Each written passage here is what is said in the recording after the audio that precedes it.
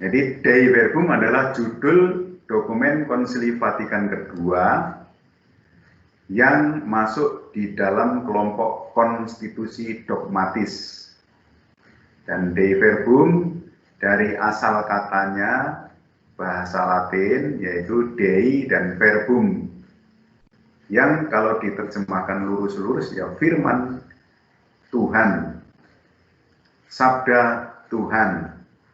Dan konstitusi ini berbicara tentang kitab suci, dan kitab suci itu diimani oleh gereja sebagai wahyu ilahi, makanya disebut sebagai konstitusi dogmatis tentang wahyu ilahi.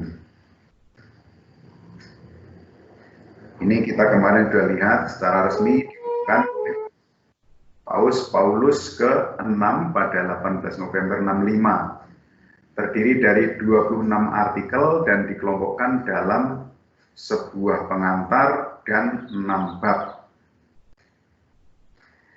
Ringkasan dari pengantar dan 6 bab itu. Di pengantar, isi dari Dei Verbum itu berupa sikap terhadap firman Tuhan. Sikap yang tepat adalah mendengarkan dan mewartakannya. Ini sikap yang dituntut atau sikap disposisi gereja terhadap firman Tuhan. Mendengarkan dan mewartakannya. Ini ada di bagian pengantar. Jadi sekali lagi isinya itu terdiri dari 26 artikel. Tapi dibagi dalam 6 bab dan sebuah pengantar. Firman Tuhan yang ada di dalam kitab suci itu merupakan wahyu Allah. Dan firman Tuhan secara real, secara nyata terdapat di dalam kitab suci. Lalu gereja, sikap gereja terhadap kitab suci adalah, terhadap wahyu ini adalah mendengarkan dan mewartakannya.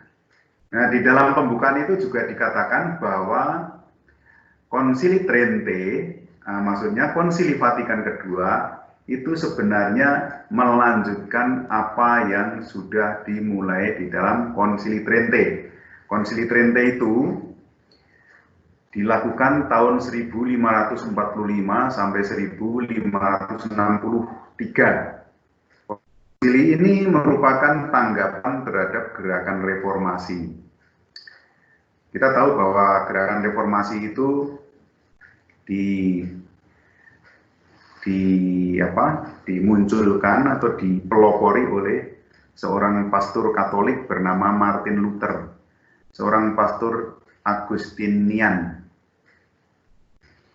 yang menolak beberapa kebiasaan dan tradisi di dalam gereja, termasuk tradisi gereja yang menggunakan kitab-kitab terjemahan ke dalam bahasa Yunani yang disebut Septuaginta. Nah, Martin Luther waktu itu menolak kitab-kitab Septuaginta itu, dan sebagai sikap dari gereja, gereja mengadakan konsili yang disebut sebagai Konsili Trente ini. Ini Konsili Trente. Pasti kalian masih ingat toh, Konsili Trente itu hasilnya apa salah satunya? Yang postulat itu pasti masih ingat. Apa hasil dari Konsili Trente salah satunya? Salah satunya adalah menetapkan kanon kitab suci. Baik kitab suci Perjanjian Lama maupun kitab suci Perjanjian Baru. Perjanjian Lama jumlahnya berapa? 47. Perjanjian Lama jumlahnya 46. Bagaimana cara menghafalkannya? Cara menghafalkannya begini, gampang. 4 tambah 6 sama dengan 10. Gitu. Jadi perjanjian lama jumlahnya 46, bukan 47. Perjanjian baru jumlahnya 27. Ya, betul. Itu ditetapkan di dalam Konsili Trente ini. Khusus untuk kitab suci, jumlah atau kanon kitab suci itu ditetapkan pada tanggal 8 April 1546.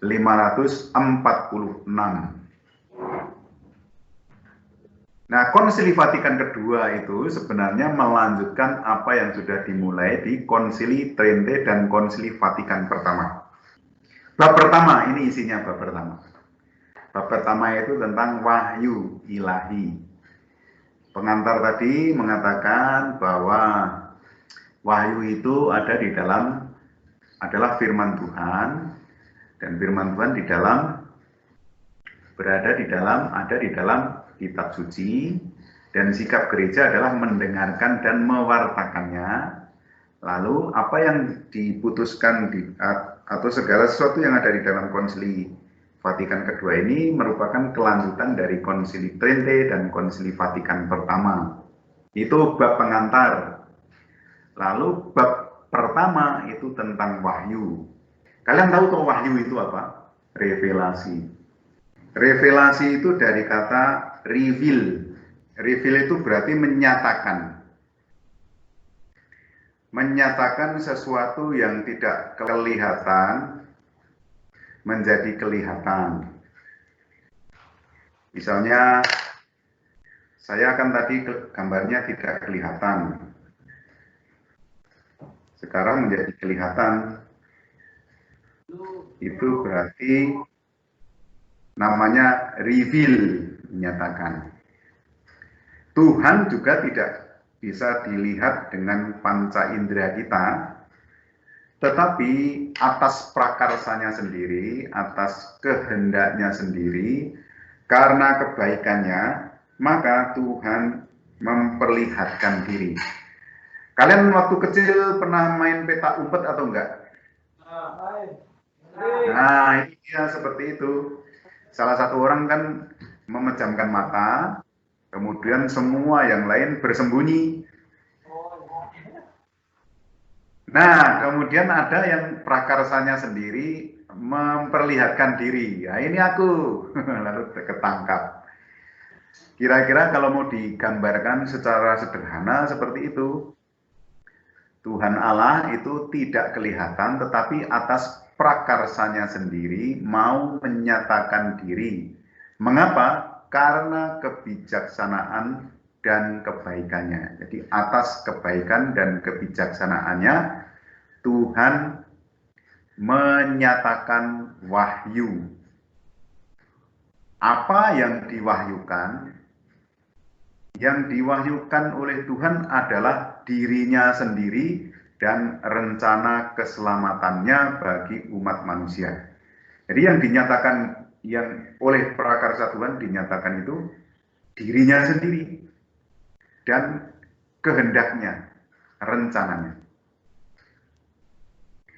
Kalau kalian melihat saya, kalau saya bersembunyi kalian tidak bisa lihat saya. Tetapi ketika saya kelihatan, maka itu namanya saya menyatakan diri. Lalu ketika saya omong, itu berarti saya menyatakan pikiran saya dan kehendak saya. Nah, begitulah wahyu yang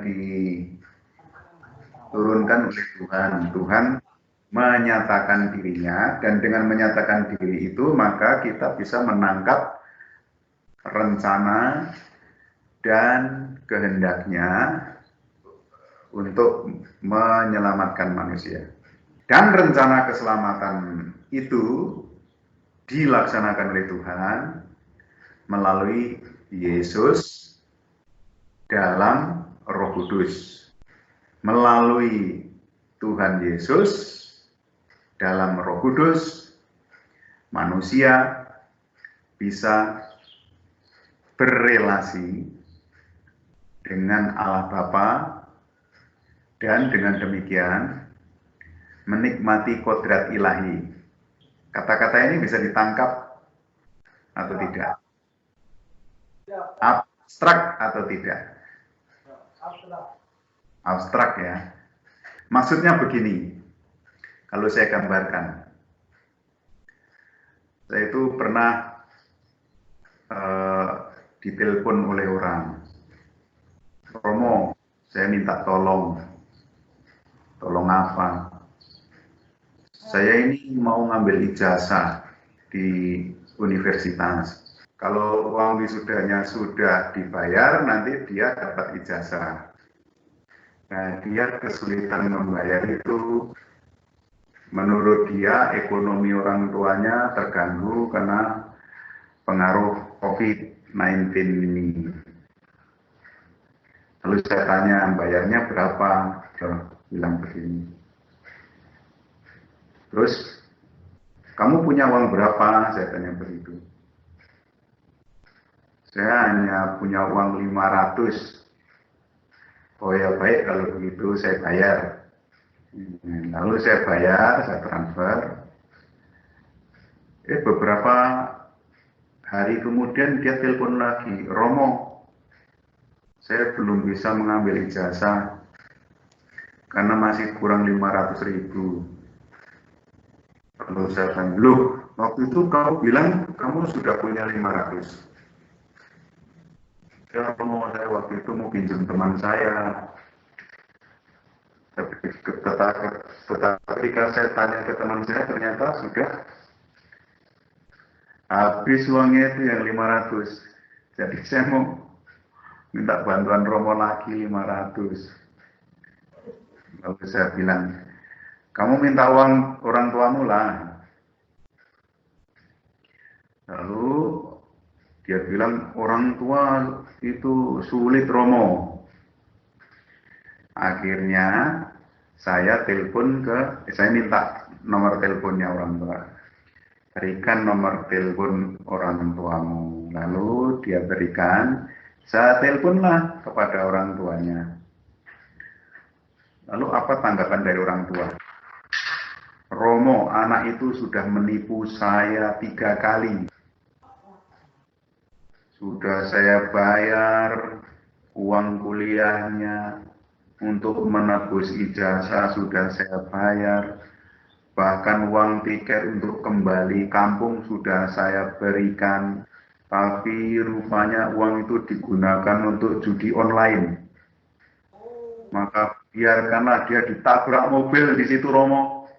Nggak usah pulang dia. Kalau pulang dia mempermalukan saya saja dan mempermalukan keluarga. Jadi pendek kata, anak ini tidak punya akses terhadap orang tua lagi. Orang tuanya sudah menghendaki anak ini mati. Tidak bisa punya relasi lagi dengan orang tua. Akhirnya, saya dekati orang tua itu. Saya ajak untuk merenung lagi. Bagaimanapun anak ini nakal, kurang ajar, seperti para novis SWD, tapi dia adalah tetap anakmu sendiri loh ini. Orang saya saja yang bukan orang tuanya membantu kok, masa dirimu nggak mau membantu. Kemudian saya minta untuk membaca Injil Lukas bab 15 ayat 11 sampai dengan 32 tentang anak yang hilang itu, anak bungsu yang kurang ajar, kemudian pulang, dicium, dipeluk, dipestakan, dan saya minta untuk membaca. Nah, dari situ fungsi saya adalah membuat anak itu yang semula sudah putus relasinya mendapat kembali akses atau bisa kembali berrelasi dengan orang tuanya.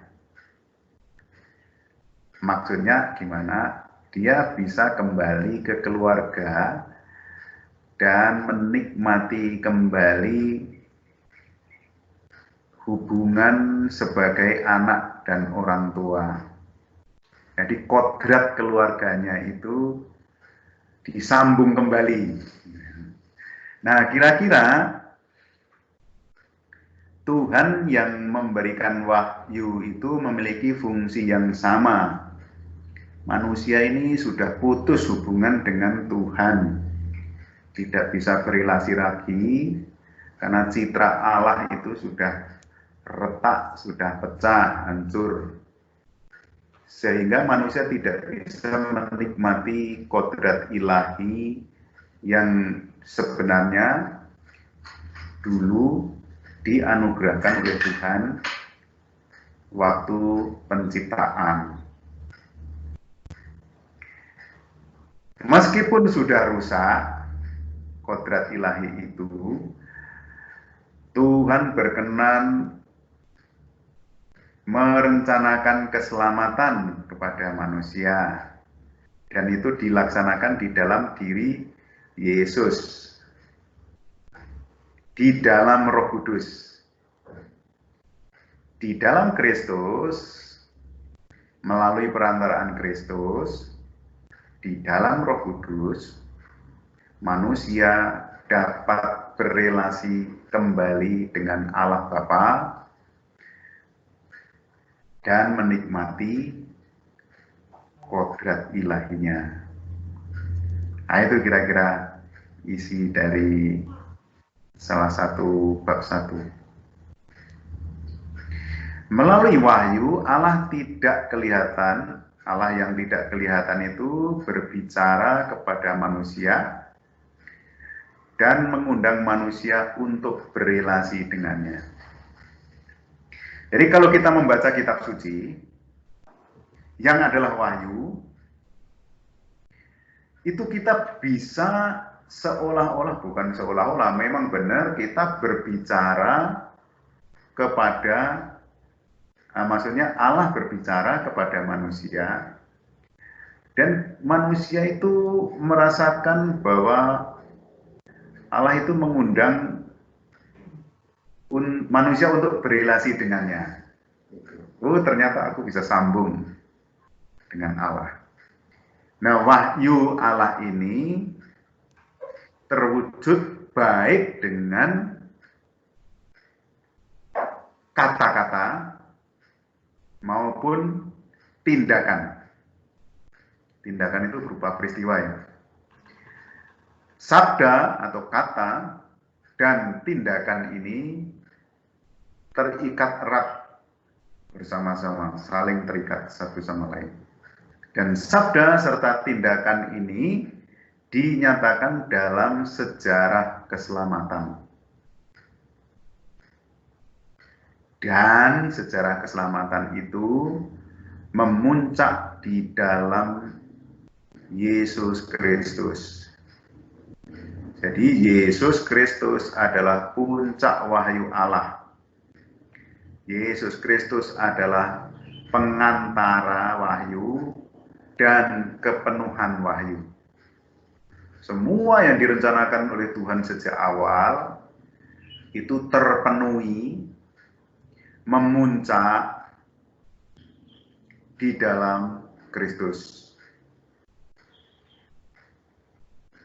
Kristus adalah pengantara wahyu Allah. Dengan melihat Yesus, kita mengalami Allah atau melihat Allah. Dengan mengalami Yesus, kita mengalami kepenuhan rencana keselamatan Allah. Dengan mendengarkan sabda Yesus, kita mengetahui kehendak Allah. Dengan membaca kitab suci, kita akan menangkap pikiran dan kehendak Allah. Begitu kira-kira. Bab 1 masih mengatakan tanggapan kita terhadap wahyu adalah iman. Ketaatan iman. Apa itu ketaatan iman? Komitmen total dan bebas kepada Tuhan. Itu artinya pasrah, total, dan bebas. Dia pasrah tanpa dipengaruhi oleh ketakutan atau dipengaruhi oleh ketidaksadaran, tapi dengan bebas ya. Kalau misalnya kita makan lombok, lalu dibilang, "Ayo makan lombok ini, kalau tidak dimakan tak tembak kepalamu." Lalu terpaksa makan, tetapi makan dengan tidak bebas ya, karena dalam situasi ancaman. Nah, kepada Tuhan itu kita taat bukan karena takut,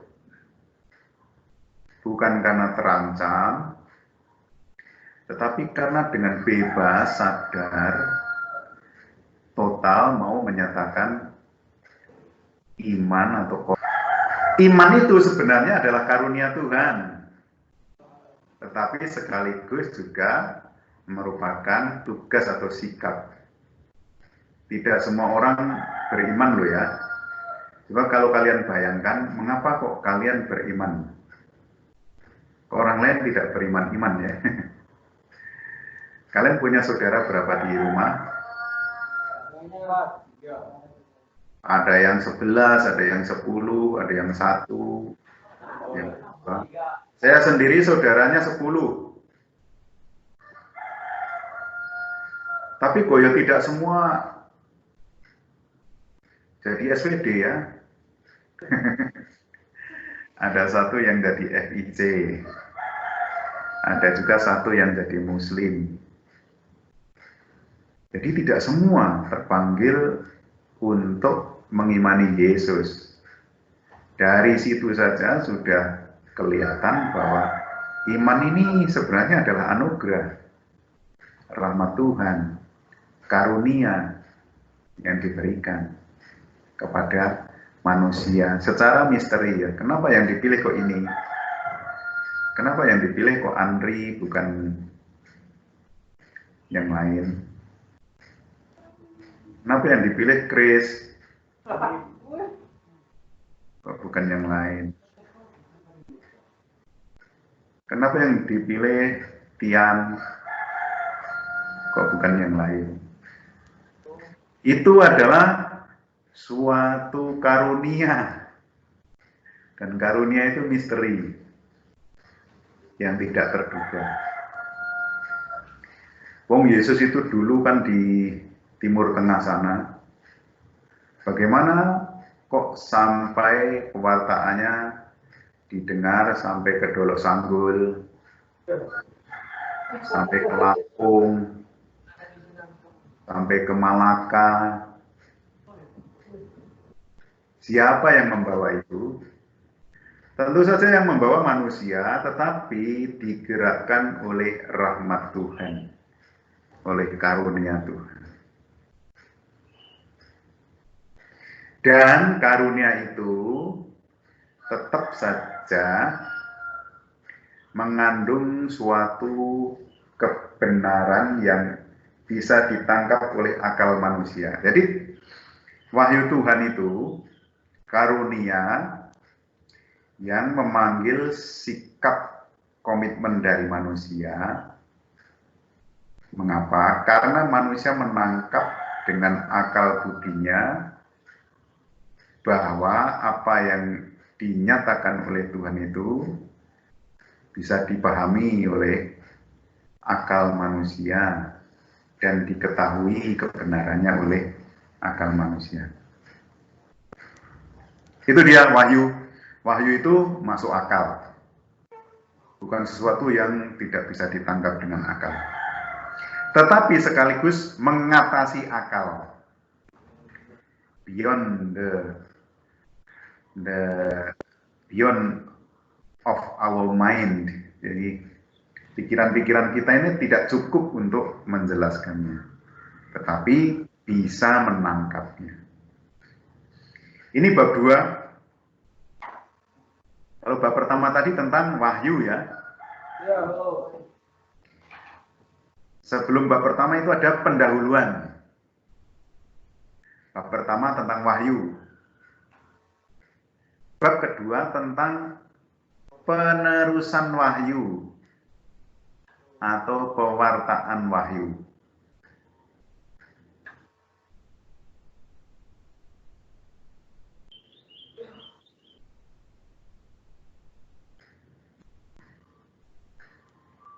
Tuhan menghendaki wahyu yang dinyatakannya itu tetap terjaga dan diturun-temurunkan atau diwaris-wariskan kepada semua generasi.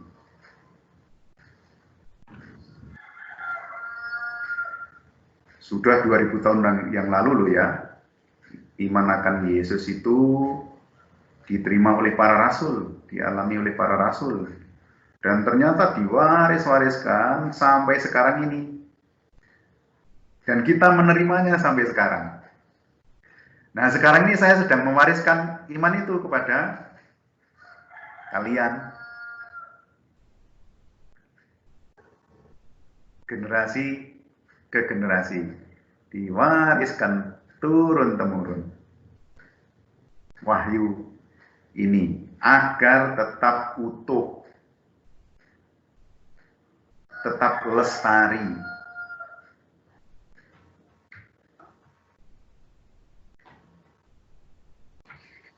Ini kisahnya. Dulu wahyu itu terpenuhi di dalam diri Yesus. Lalu diwariskan kepada para rasul. Dan para rasul mewariskan kembali Injil itu kepada para penerus mereka. Siapa para penerus mereka? Kris itu adalah calon penerusnya. Tian juga.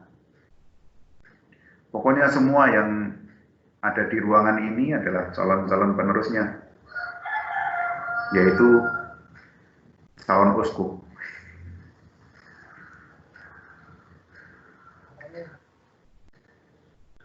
Jadi dulu itu ada 12 rasul, satu mengkhianati, tapi kemudian digenapi atau ditambah lagi dengan memilih Matias,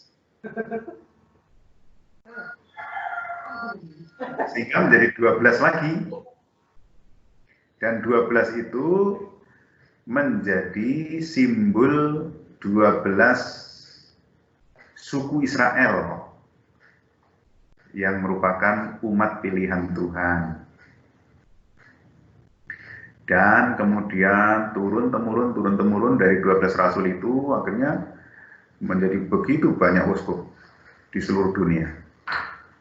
Medan punya uskup sendiri,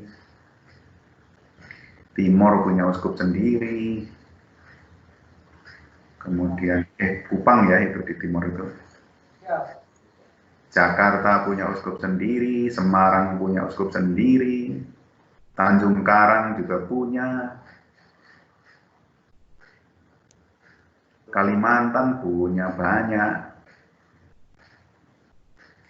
Dan para uskup inilah yang mendapatkan warisan wahyu itu dan bertugas dan bertanggung jawab untuk mewariskannya untuk generasi-generasi berikutnya sesuai dengan kehendak Tuhan.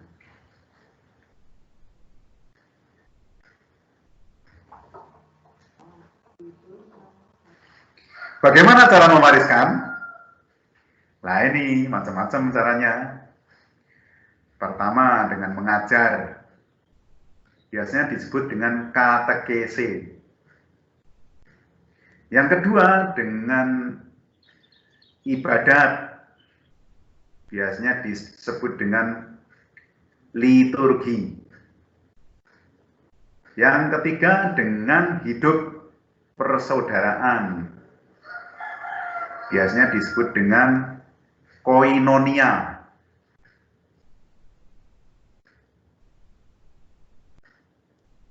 Koinonia.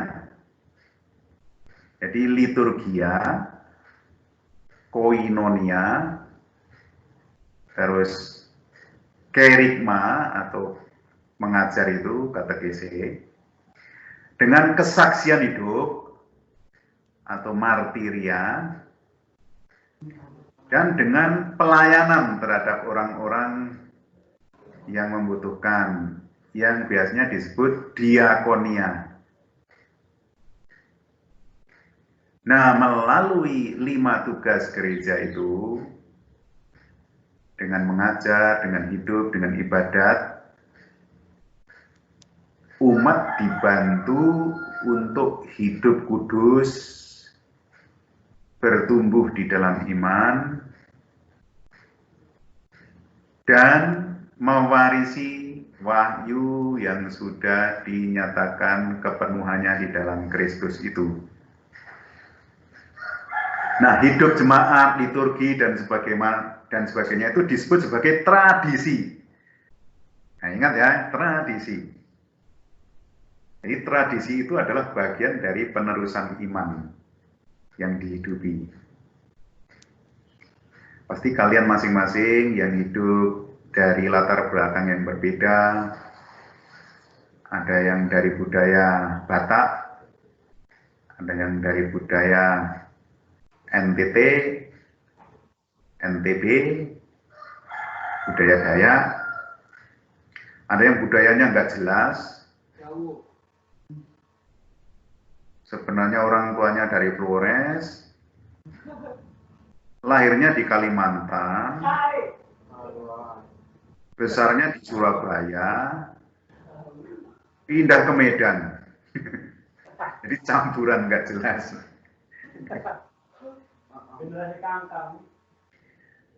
Tapi masing-masing itu memiliki tradisi yang dihidupi. Dan tradisi itu kan tidak ditulis, toh. Maksudnya tidak semua ditulis. Saya sebagai orang Jawa tidak pernah membaca tata cara bagaimana kalau lewat di depan orang. Tapi karena saya hidup di lingkungan Jawa, dari kecil, maka saya dengan sendirinya kalau lewat di depan orang itu agak nunduk-nunduk sedikit. Sebagai rasa hormat, rasa sopan santun. Dan itu tidak pernah saya baca di mana-mana. Itulah yang disebut tradisi yang saya hidupi. Lalu kalau saya berbicara, itu pelan-pelan, halus, tidak boleh menatap mata orang, tapi menunduk. Lagunya agak pelan-pelan, lambat, bikin ngantuk. Itu saya alami karena saya hidup di dalam tradisi Jawa. Saya tidak pernah membacanya lalu mengamalkan dari bacaan yang saya baca itu. Tapi itu dihidupi, saya hidupi di dalam budaya Jawa.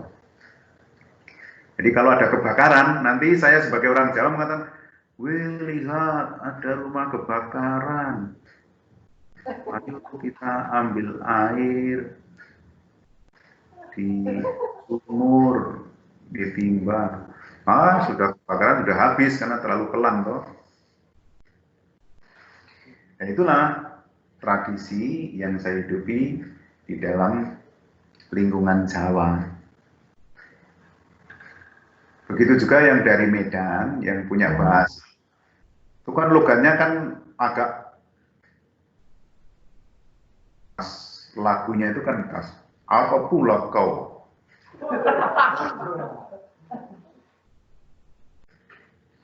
Manggarai juga begitu. Kalau ada yang dari Manggarai kan lagunya itu kalau omong kan khas sekali.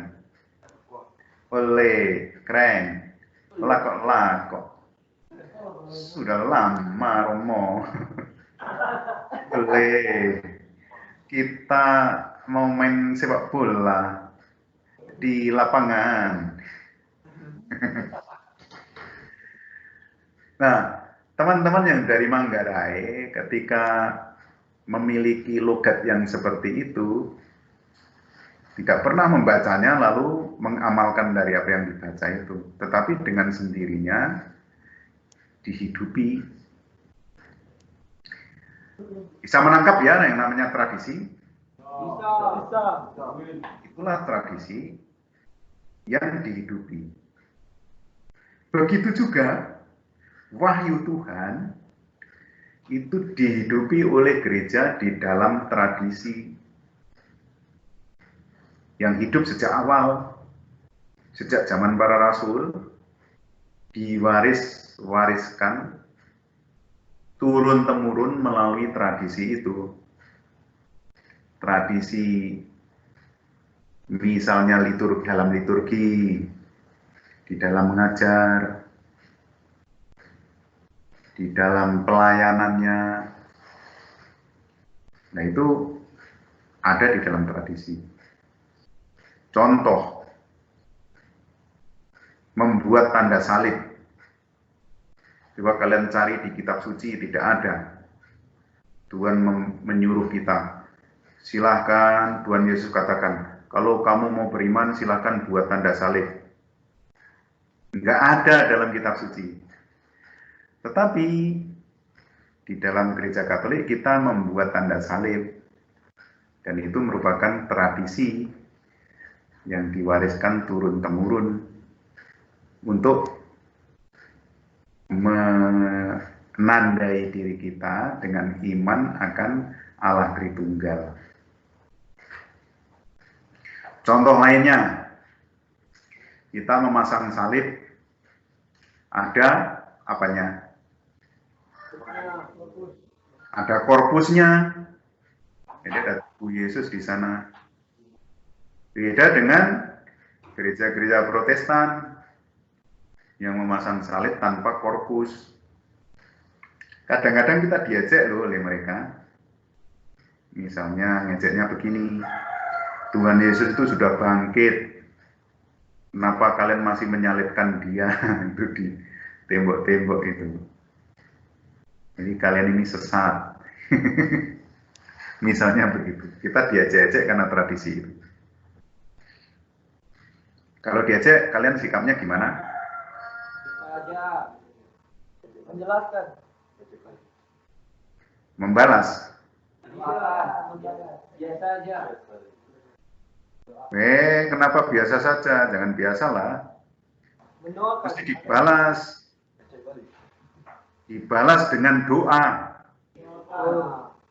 Ya Bapa, ampunilah mereka, sebab mereka tidak tahu apa yang mereka perbuat.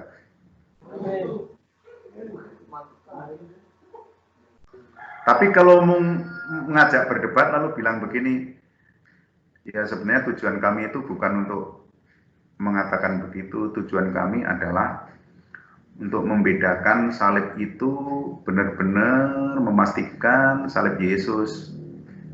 Karena waktu di Golgota itu kan yang disalibkan 3 orang. Yang di tengah-tengah itu salib Yesus, yang di pinggirnya itu kan 2 penjahat. Kami pastikan bahwa yang kami pasang itu salib Yesus, bukan salibnya penjahat. Kira-kira begitu.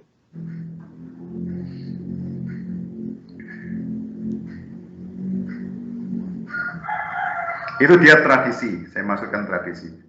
Salib adalah salah satu bentuk tradisi. Tradisi ini, ingat kalau nulis tradisi huruf besar ya, karena ini adalah salah satu sumber iman di dalam gereja Katolik. Dinamis dalam arti bahwa ada proses perkembangan dalam memahami apa yang diwarisi dari para rasul. Bukan tradisinya yang berubah, tetapi cara menangkap iman itu berkembang.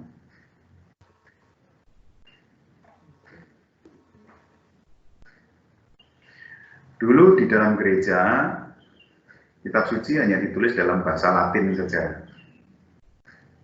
Sehingga para novis kalau membaca atau ke gereja, nggak ngerti In nomine Patris et Filius et Spiritus Sancti Dominus Vobiscum. Kayak ngopo. Jadi nggak ngerti toh. Tapi orang-orang tua zaman dulu meskipun nggak ngerti, mereka pasrah di dalam iman. Lalu selama upacara itu mereka doa rosario.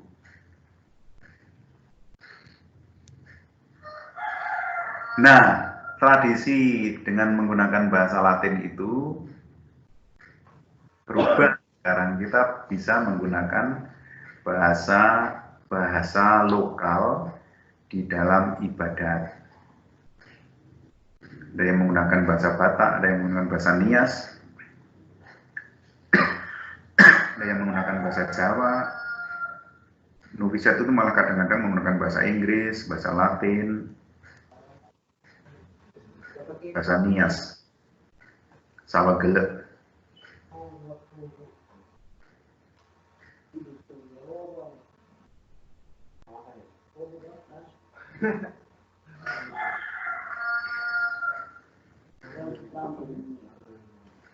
Jadi yang bab kedua ini mau mengatakan bahwa wahyu Tuhan itu diwariskan kepada umat melalui tradisi.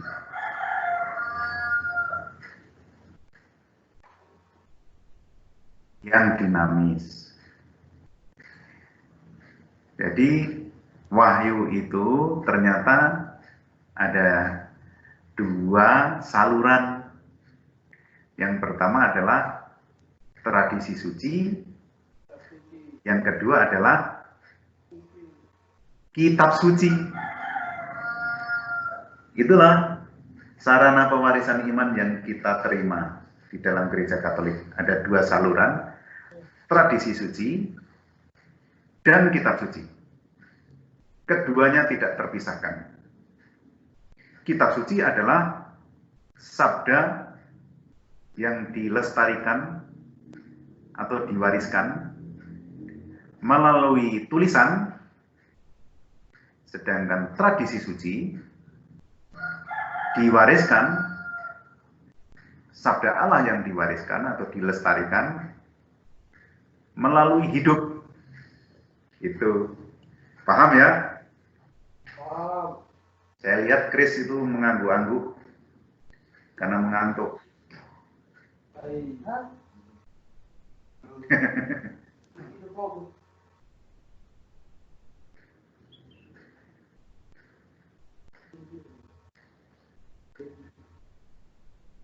Ada dua saluran, tradisi suci dan kitab suci.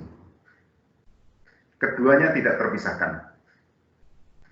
Kitab suci adalah warisan tertulis, tradisi suci adalah warisan yang hidup atau yang dihidupi.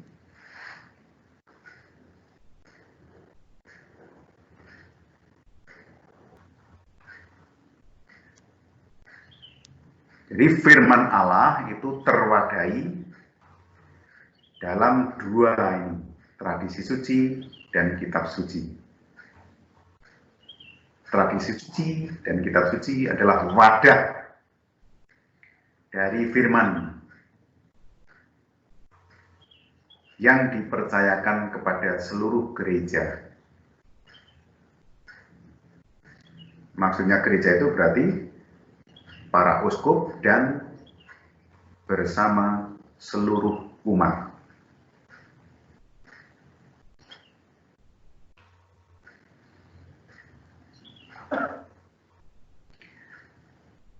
Alkitab atau kitab suci atau firman Tuhan yang tertulis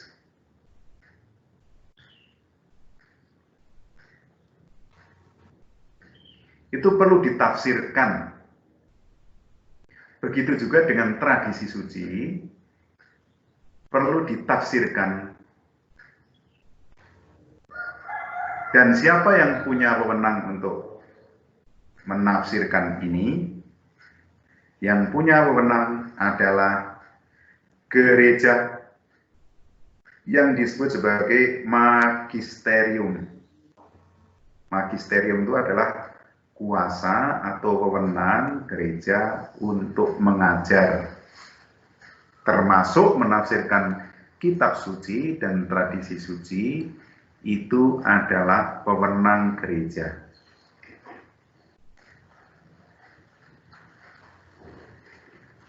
Oleh karena itu, saya tidak bisa sembarangan mengajarkan sesuatu kepada orang. Saya mengajarkan sesuatu karena yang diajarkan itu adalah apa yang diwariskan oleh gereja. Yang saya ajarkan itu adalah apa yang diajarkan oleh gereja. Magisterium itu berfungsi menjadi pelayan firman.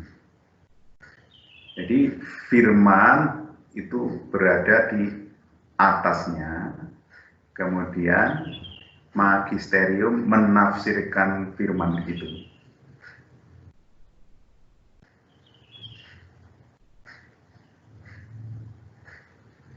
Pendek kata, tradisi suci, kitab suci, dan magisterium saling terkait dan tidak dapat berdiri sendiri. Kalau kalian mau bertanya, silakan angkat tangan. Ya, silakan.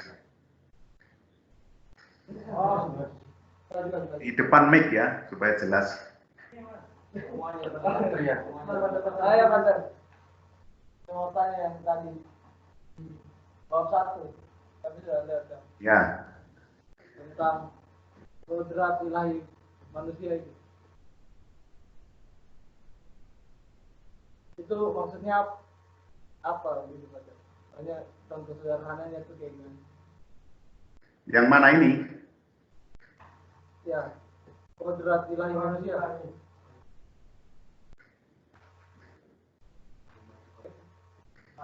Ya itu.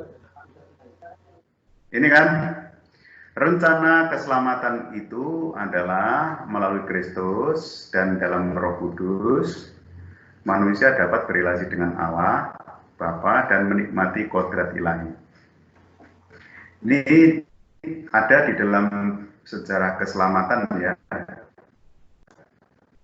yang mesti dipahami mulai dari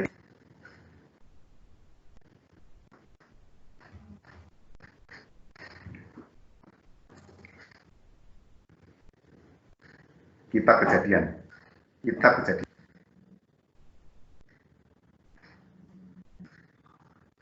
Kita memahaminya mulai dari kitab Kejadian.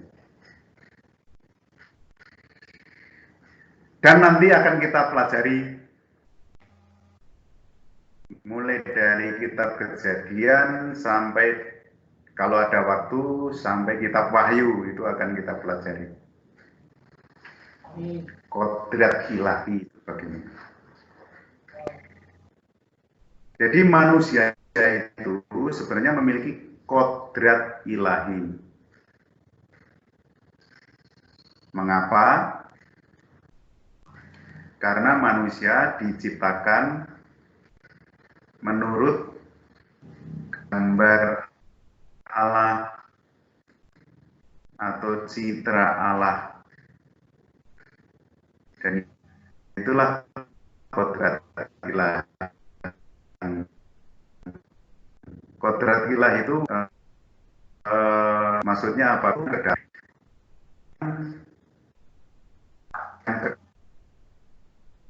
Kekal ya, tidak berakhir. Itulah tidak berakhir, tidak akan mati gitu. Kekal itu tidak mati. Ya kan? Tidak mati. Suaranya putus-putus Pak. Nge-lag dia Pak. Itulah salah satu ciri kodrat. Oh, ini sambungannya tak sambungan tak pindah dulu.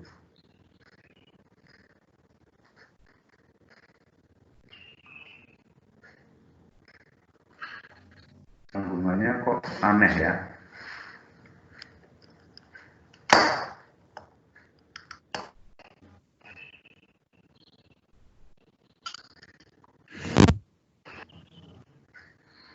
Saya ulang ya. Kodrat ilahi itu adalah kodrat yang dimiliki oleh Tuhan.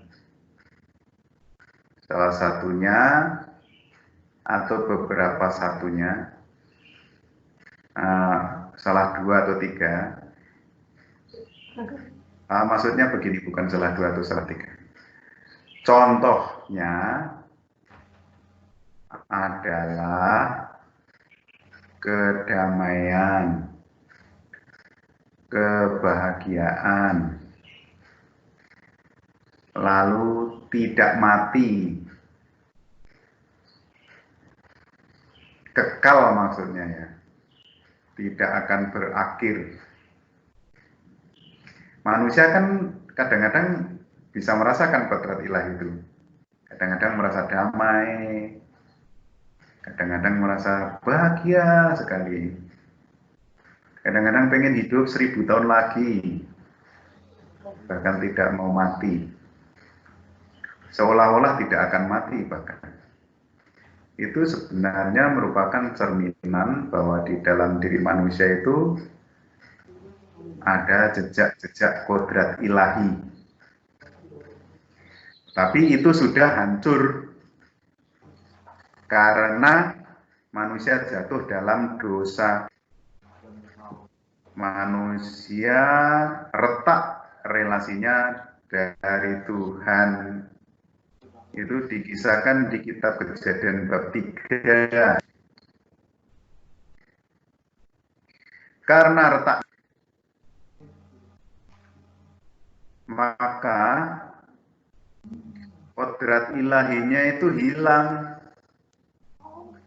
atau putus gitulah, bukan hilang tapi putus.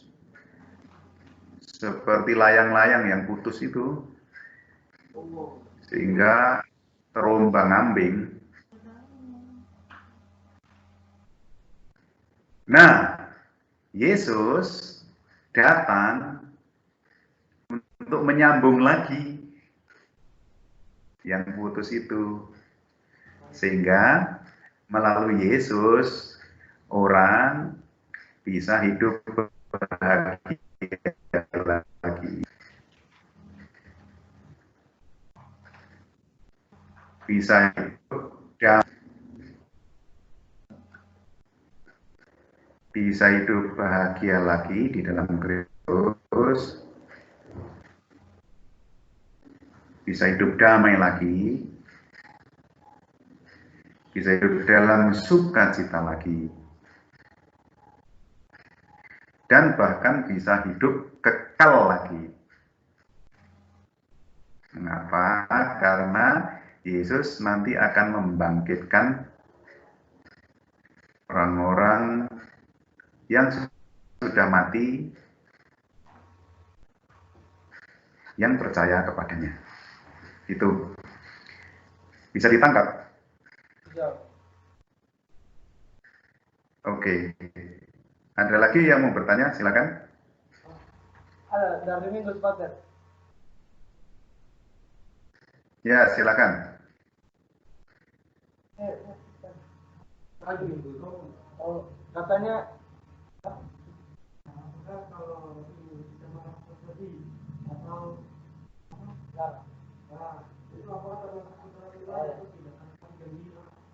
ini Pater, dia tanya, kan tadi katanya kodrat ilahi itu adalah sukacita, kegembiraan, damai. Jadi kalau misalnya kayak sedih atau galau itu, apakah itu kodrat ilahi atau bukan? Apa itu? Sedih atau cemas, galau.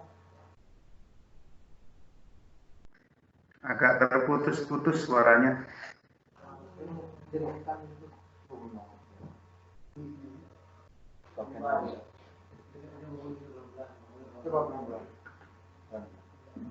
Ini saya ulang pertanyaannya Pak. Gimana?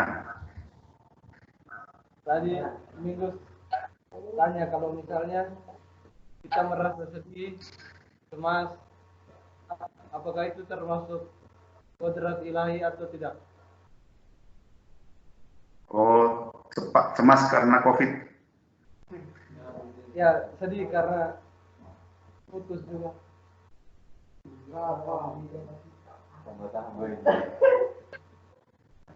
Sedih karena putus cinta? Ya.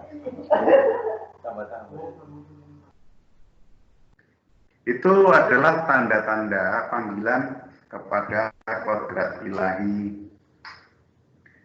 Ternyata hidup di dunia ini menyedihkan gitu.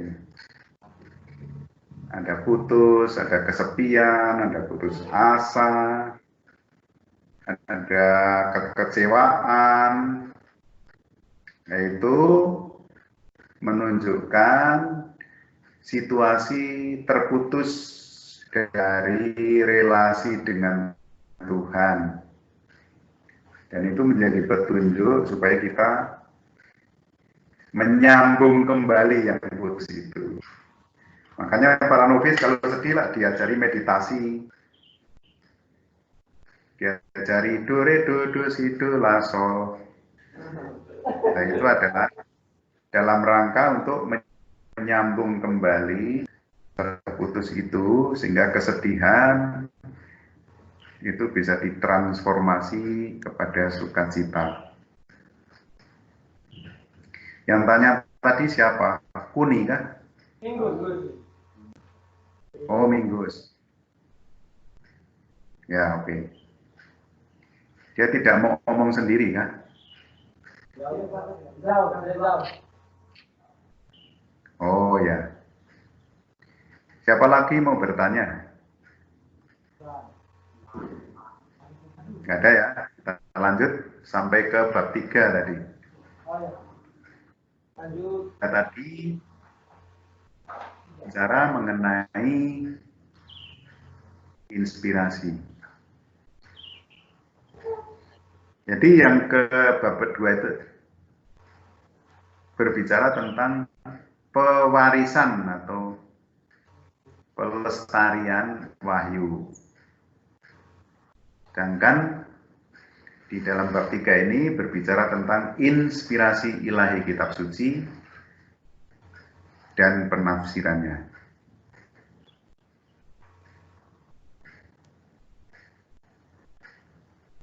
Artikel ini bab 3, tidak tahu saya artikel berapa. Jadi tiap ada tanda ini itu menandai satu artikel ya. Kita kan tahu bahwa di verbum itu terdiri dari 26. Nah, ini salah satu artikel, satu bulet ini satu artikel. Kitab suci Perjanjian Lama dan Perjanjian Baru secara keseluruhan ditulis di bawah inspirasi Roh Kudus.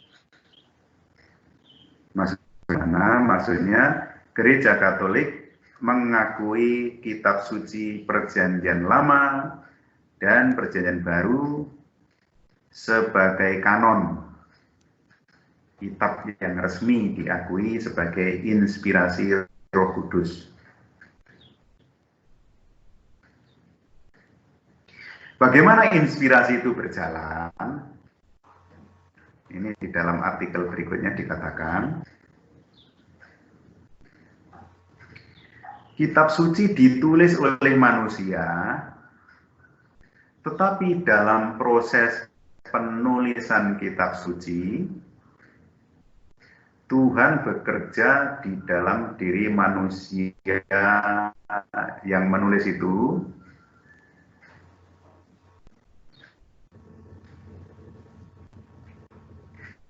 sehingga dia menulis,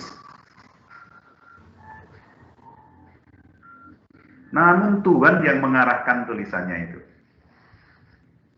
Bagaimana kok bisa begitu? Yaitu misteri.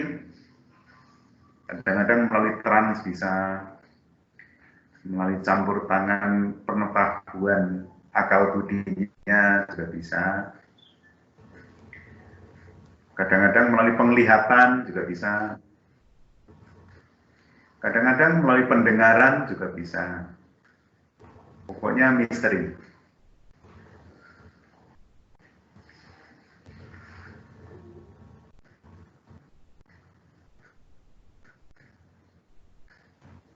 Manusia yang menulis, tapi Tuhan yang menggerakkan atau mengarahkannya.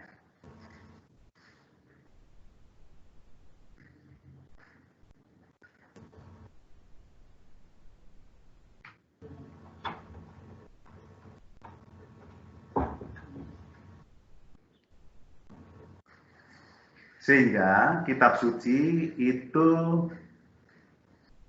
mengajarkan kebenaran yang tepat, setia, dan tidak salah. Nah, kalau misalnya kalian nanti menemukan ada informasi yang berbeda tentang suatu hal yang sama, lalu bagaimana? Bagaimana kita bisa mengetahui bahwa itu adalah tepat, setia, dan tanpa salah? Misalnya,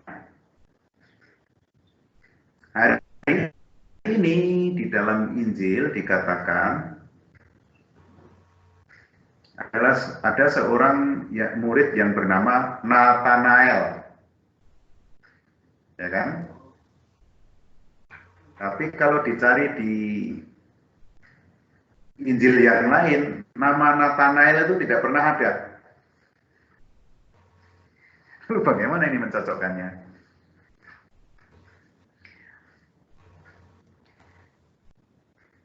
Contoh yang lain, misalnya di satu tempat setelah mengkhianati Yesus, Yudas itu mati bunuh diri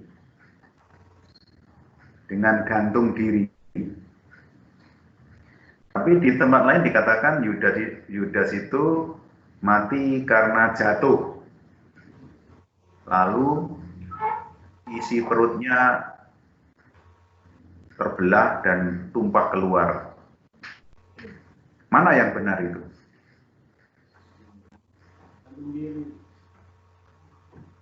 Ya, dua-duanya benar. Karena pesan yang disampaikan itu adalah kebenaran yang Tuhan ingin sampaikan dengan tepat. Hanya penulisnya melaporkan secara parsial apa yang dia lihat. Mungkin yang satu melihat pas dia jatuh, yang lain melihat pas dia gantung diri. Mungkin saja terjadi secara kronologis bahwa setelah mengkhianati Yesus, Yudas itu putus asa, membuang uangnya, lalu gantung diri. Nah, gantung diri kan mungkin talinya sudah mulai aus, putus, lalu jatuh karena gantungnya. Jadi putus talinya, lalu dia terjatuh dari gantungan itu. Dan karena dia sudah menggantung diri beberapa hari, jadi jatuh langsung terbelahlah perutnya.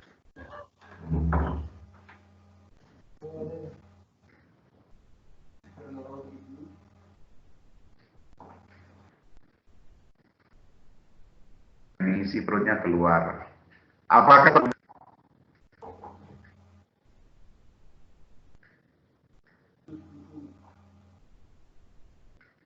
kita hanya menduga-duga saja? Apakah benar seperti itu? Enggak ada yang tahu. Yang jelas disposisi kita sebagai orang yang hidup di dalam iman, di dalam gereja, kita katakan bahwa kitab suci mengajarkan kebenaran yang Tuhan ingin sampaikan.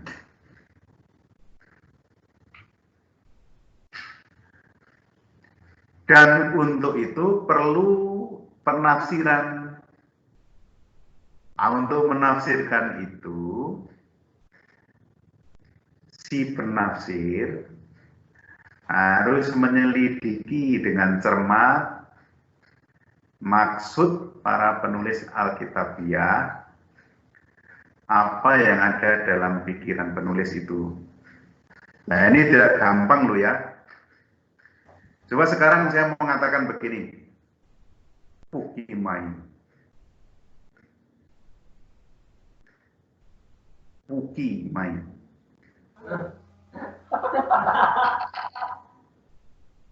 Jangkrik. Jamput. Gancok. Kira-kira maksudnya apa itu? Belum tentu. Tanya dulu ke saya, baru tahu maksudnya. Padahal saya mengucapkan itu karena saya menemukan artikel yang sudah lama saya cari-cari tidak ketemu, dan kemudian secara kebetulan saya cari lalu sekarang Pukimai Jancok Jangkrik. Akhirnya ketemu juga. Jadi itu adalah ungkapan kegembiraan. Nah, kita yang mendengarkannya bisa salah mengerti karena tidak menanyakan maksudnya kepada yang mengucapkannya. Begitu juga kitab suci itu ditulis oleh seorang penulis, bukan seorang penulis ya, ditulis oleh para penulis. Kira-kira maksudnya apa menuliskan itu? Kita harus tanya pada yang menulis. Sayangnya yang menulis semua sudah mati. Kita nggak bisa lagi tanya langsung kepada mereka. Oleh sebab itu, untuk bisa menangkap maksud para penulis itu, apa yang mereka maksudkan, diperlukan apa yang disebut penafsiran, menafsirkan kitab suci ini. Yang dalam bahasa kerennya eksegese. Nah, silakan kalian tulis itu, eksegese. Ini kata-kata keren. Eksegese. Oh, salah ya.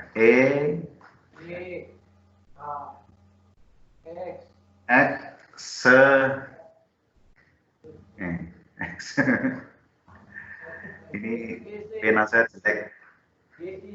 GC.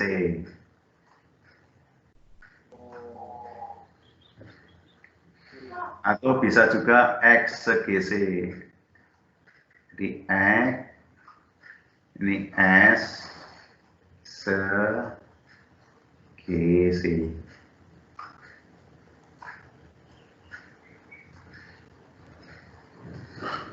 Biar tak pasang pena dulu.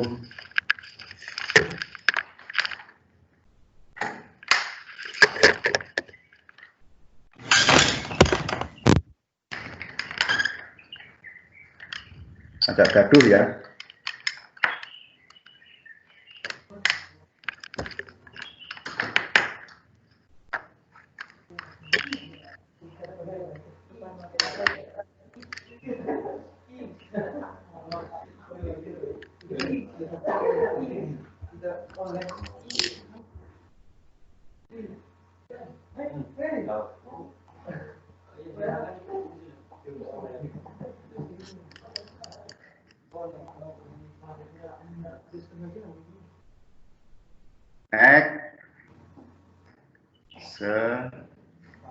Eksegese.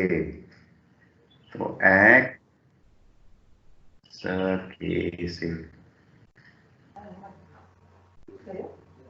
Bukan askese loh ya. Eksegese.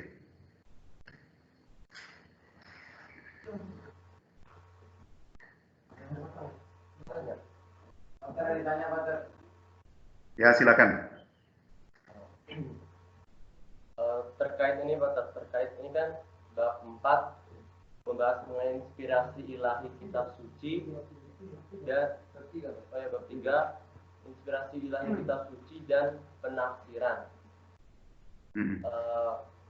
Saya mau bertanya, pertama itu dari mana gereja sendiri menentukan atau ada dasar apa atau ada ketentuan apa suatu tulisan dari seorang penulis itu dinyatakan sebagai atau dapat dikatakan sebagai wahyu ilahi.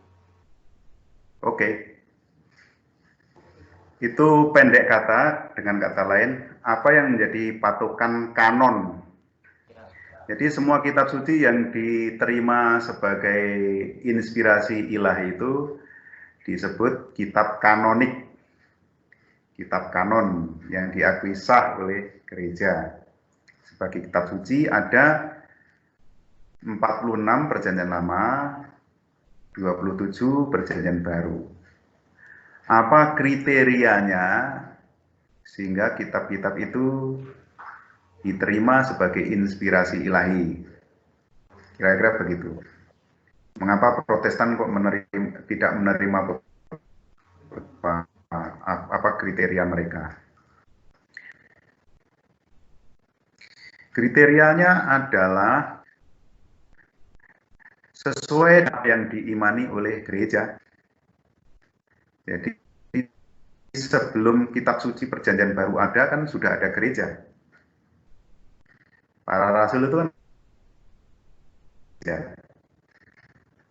gereja.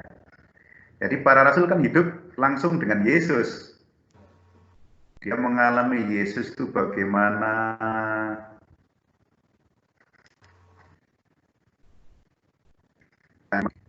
kehendaknya bagaimana.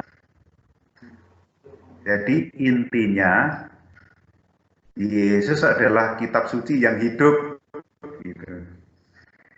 Dan para rasul melihat secara langsung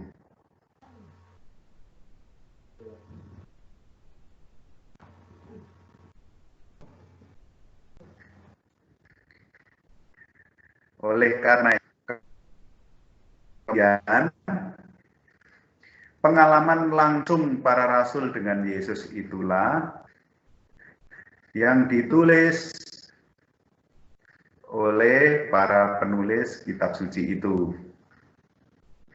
Dan pengalaman itu selain ditulis juga diwariskan di dalam hidup nyata yang disebut tradisi tadi.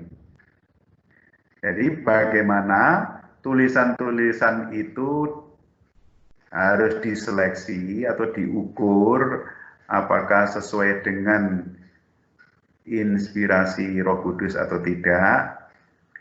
Itu yang menyeleksi adalah tradisi yang mengalami sendiri. Jadi sekarang kamu kan hidup dalam tradisi Bali, toh.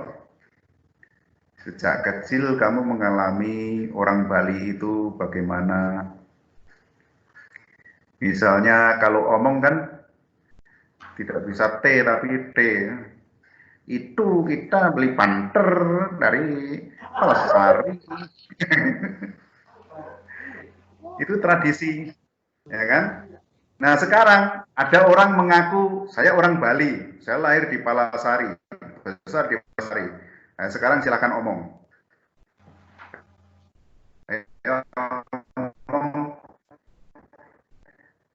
Ternyata logatnya, logatmu itu bukan,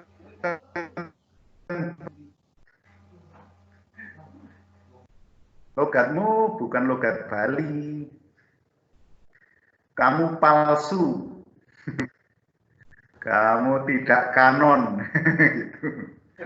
Nah, kira-kira para rasul dulu juga begitu. Kalau membaca tulisan-tulisan, ini bukan. Ini bukan yang kita hidupi.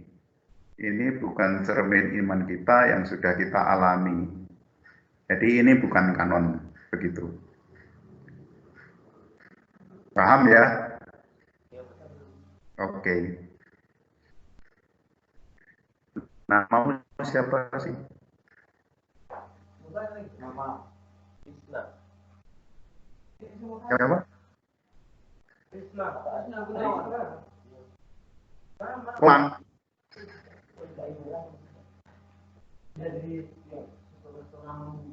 Pesta. Krishna apa tuh? Pesta. Isna. Ya. Seperti perempuan Isna.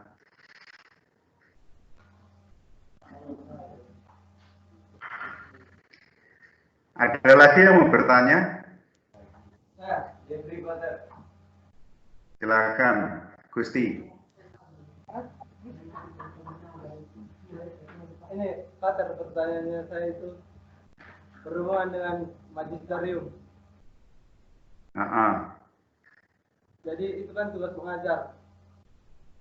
Apakah tugas mengajar itu cuma khusus untuk para imam atau bisa juga para awam? Karena kan dikatakan bahwa kita kalau sudah dibaptis itu memiliki tugas untuk mewartakan Injil Tuhan juga.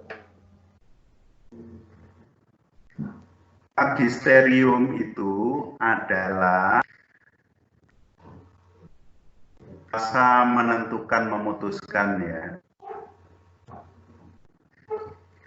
Dan ini gereja imam dan awam, jadi ada dewannya, ada kolegialitas.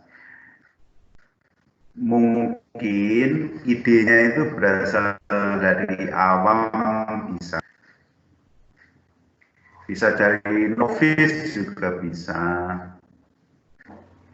bisa juga dari seorang ibu juga bisa. Tapi kalau ide itu ternyata setelah dibicarakan di dalam kolegialitas atau dibicarakan oleh dewan dan memang itu sangat penting, maka itu akan diterima oleh magisterium sebagai ajaran gereja begitu. Jadi asal-usulnya itu dari mana-mana saja bisa, bahkan dari orang yang tidak Katolik pun bisa. Tapi ketika diterima oleh akal sehat, bisa dipertanggungjawabkan secara ilmiah dan secara iman, maka itu akan diajarkan oleh gereja sebagai suatu kebenaran yang sesuai dengan kitab suci gitu.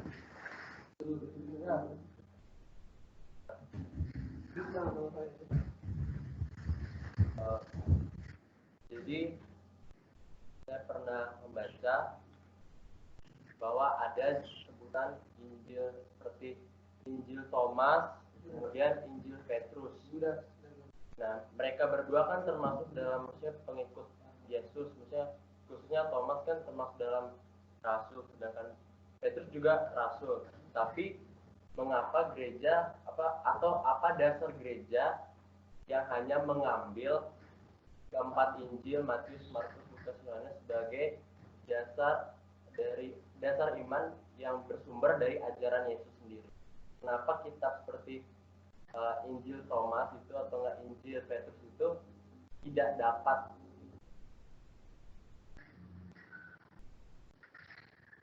Ya, yang menjadi penentu apakah itu inspirasi atau bukan itu dari isinya di dalam.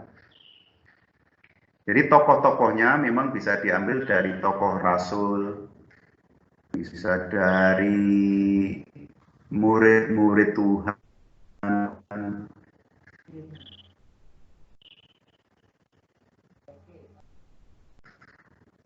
tokoh-tokohnya bisa, misalnya ada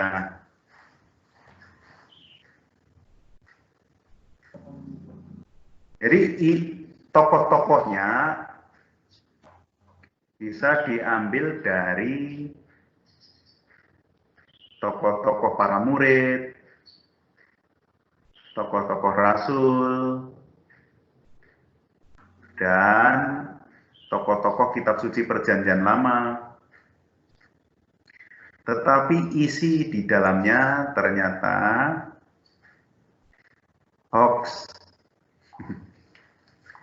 Atau ternyata ajarannya itu tidak sesuai dengan yang diajarkan oleh para rasul. Tidak sesuai dengan yang diajarkan oleh para rasul. Jadi nanti Injil Thomas akan membela Thomas. Injil Maria Magdalena membela Magdalena. Injil Yakobus juga membela Yakobus. Padahal isi Injil adalah warta gembira tentang Yesus, bukan warta tentang para rasul, begitu. Itu kriterianya salah satunya. Jamnya sudah habis atau masih? Sudah. Oke, kalau sudah habis kita akan lanjut Selasa depan ya. Kita sekarang tutup dengan sebuah doa. Doanya adalah doa kemuliaan. Mari kita bersama-sama menutup pertemuan kita dengan doa. Dalam nama Bapa dan Putra dan Roh Kudus. Amin. Kemuliaan kepada Bapa dan Putra dan Roh Kudus.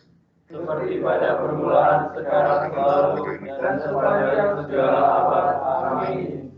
Amin. Dalam nama Bapa dan Putra dan Roh Kudus. Amin. Sampai jumpa minggu depan, Selasa depan. Bye. Bye.